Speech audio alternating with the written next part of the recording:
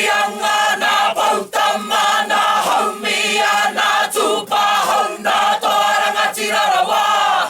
Ko te tātai a te uru kake ka he te tau hākaria, apakura ki te atimango. O atu kari a te poka ko te mutano, ina te ina timurira te koanga umuna. Pikahu I te rangi makahua kai tangata. Papano ana te kou e tāwai ana e te tāiro maranga te pana te pura ora waiho. E hiku toto mana hua mai rarato. Ka whārana ua te hikatu. Huna ia ka manua tāne. Pēnei te tāwa horoito. E tūwhara mai nei e. Teika hua ka pakauga teika nā tū. Ina te maue haumia whakatere tani whama. Te whakarua ka wau e kawe atu.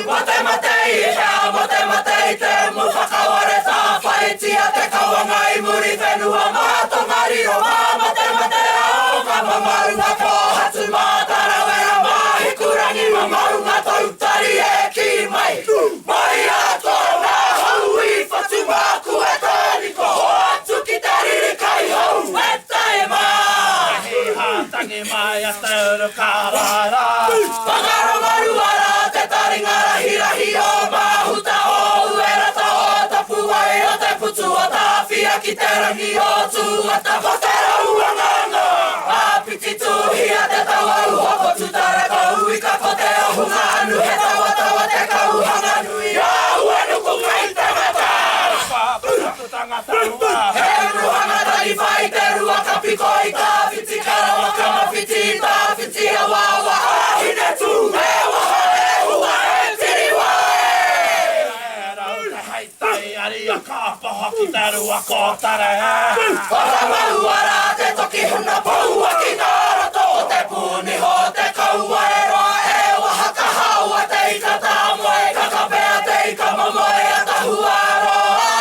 Ko te pāpua tainu manga kino hurihia ki muri ki tōtu ara wiki na kaku ka wai ka moana. I te awa wai pā e kukumea ke a kina te riri takurua ki te mangeo ki te uruka hika te maunua te akahere a mau te titi e hua rāku mātiri wa te whewhera. Hoa ke mani a poto I te kaua umaro. E tuki upo kororo me he poka e mare area he karape tau mā te ahuliringa ke a I kairo e te auananga. Te hinganga te kaka paraki wai a te kaka kura I tangi ai te umere. Ko wai ka tōra pauna mutene. Tō pehu mangaro e rau e.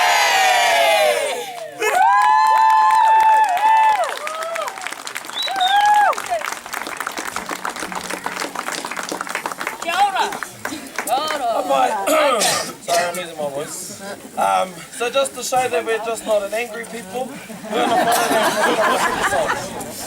Right, so as Tony was talking about a part of our history, we were established in 1921 by Princess Tupuia. Princess Tupuia belonged to the royal family, the royal Māori family. So she wanted to establish a new centre for the King movement.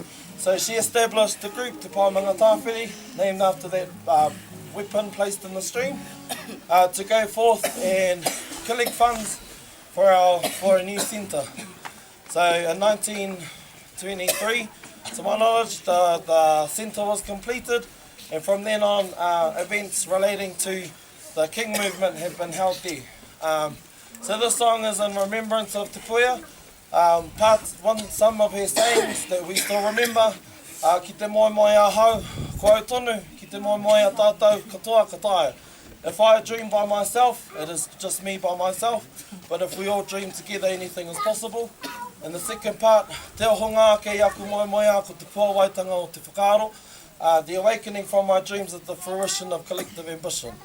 Right? So we remember her and remember the story and the struggle that it took for her to build a new centre for the King movement in Aotearoa Wāhia. So this Waiatō song is a tribute to all the qualities that she possessed and the legacy that she's left behind for us.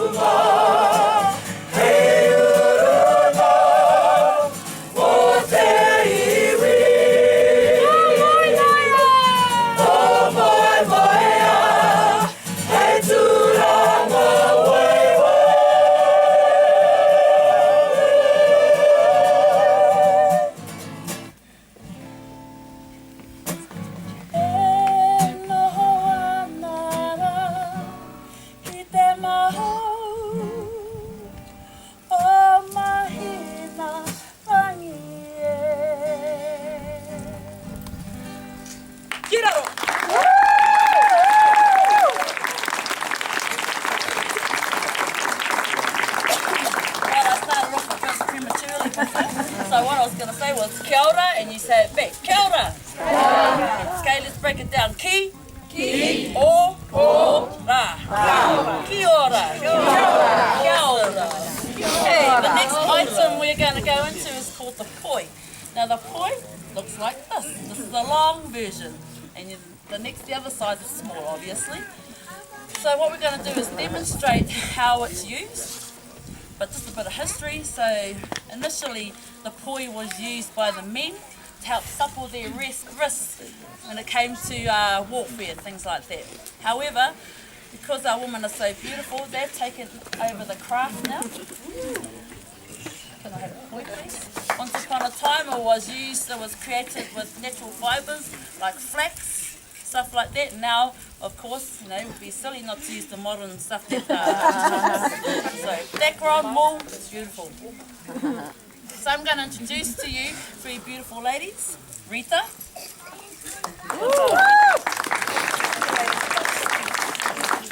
one is Judy. And the last one is Marcia. They also have the same names as Bob Marley's 3 backup singers. So what they're going to do is demonstrate just briefly how to use the toy that they've got. Are you ready?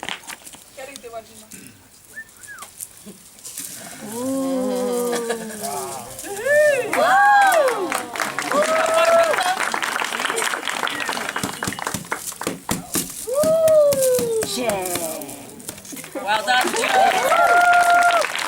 Last but not least, Marcia. Get a girl.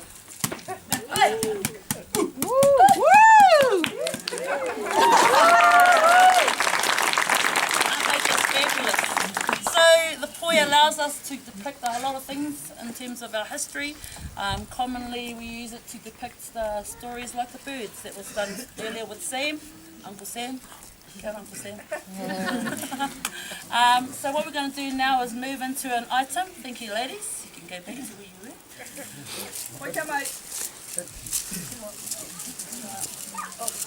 So this item talks about how times have changed. Once upon a time we used to play tiggy, things like that, and now we are all using iPads. Have a good one. Kia ora.